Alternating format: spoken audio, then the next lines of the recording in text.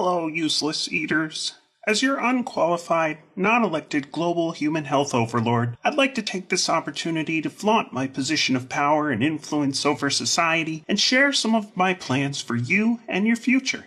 When I amassed my fortune in computer software, I demonstrated that I was willing to lie, steal code, cheat my partners, and exercise monopolistic control to destroy my competitors. Now that I've retired, I can rebrand myself as a humanitarian.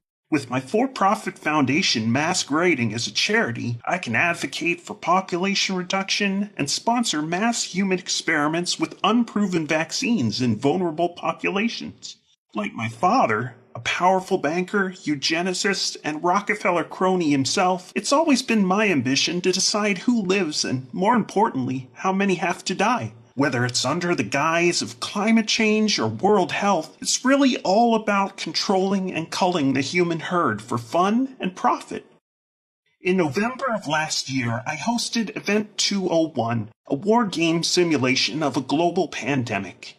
Leaders from private corporations, global banks, governments, and the media got together to strategize ways they could align in lockstep when responding to a worldwide health crisis. Using a coordinated campaign of fear-mongering, intimidation, social shaming, and economic blackmail, we realized that we could get around dangerous philosophies like individual liberty and national sovereignty.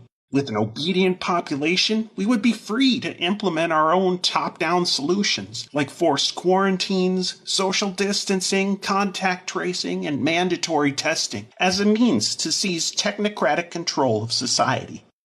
Now imagine my excitement when we had the opportunity to declare our own global pandemic. It was my chance to look like the Nostradamus of public health and to position myself and business partners like Dr. Fauci as the de facto authorities on response and solutions. Through exaggerated doomsday scenarios and computer simulations, our petty control freaks instituted harsh rules and draconian lockdowns.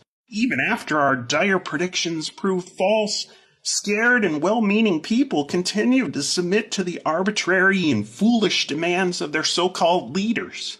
Having achieved global lockdown and medical martial law, we will continue to hold hostage your ability to congregate, work, travel, or do just about anything until we're prepared to roll out our bigger plan.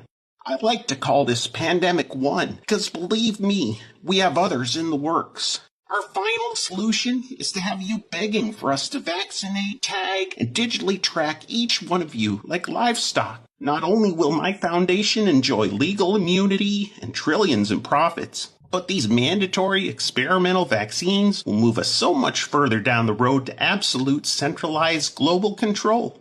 If only my good friend Jeffrey Epstein had been here to celebrate with me aboard the Lolita Express. So remember, global citizens, this will end when I say it ends. Could be a year, maybe 2 years, maybe never. I guarantee that if we have our way, it will be at least until you're not able to do anything to stop it. Just surrender your personal freedom and common sense to our fear merchants in government and the media, because none of this works unless you all go along with it. Now, if you'll excuse me, I'm off to do some augmented reality spirit cooking with Marina Abramovich. Bye now.